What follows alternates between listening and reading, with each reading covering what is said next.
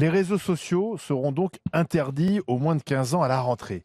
Quand vous allez faire ? Alors, il y a plein de dispositifs techniques qui peuvent exister. Ça peut être sur la question des pièces d'identité, ça peut être sur des transactions bancaires à 0 €, ça peut être sur de la reconnaissance faciale, ça peut être tout simplement parce que quand vous allez télécharger votre application, eh bien, on sait qui vous êtes et donc vous n'avez plus la capacité à télécharger. Ce qui s'est passé en Australie, c'est-à-dire du jour au lendemain, les iOS ou Apple connaissent les éléments de votre identité et font que si vous allez sur le Play Store ou l'App Store, désolé d'employer les termes, eh bien, vous pouvez plus télécharger si vous avez moins de 15 ans. Donc, il y a plein d'outils techniques qui existent. Donc, le sujet, il n'est pas là. Le sujet, il était d'abord politique. Si, parce qu'en Australie, on voit bien quand même que tout a été détourné. Tout n'a pas été détourné. On a quand même eu des centaines de milliers de comptes qui ont été supprimés du jour au lendemain. Au début. Et puis derrière, on trouve toujours des moyens de contourner les interdictions. Et par ailleurs, je pense aussi qu'on pose une règle. On pose une règle. Aujourd'hui, on a des parents, et je pense que tous les parents voient à quel point leurs enfants aujourd'hui sont totalement contaminés. Donc l'État se substitue aux parents. En fait, c'est notre rôle de protéger les enfants.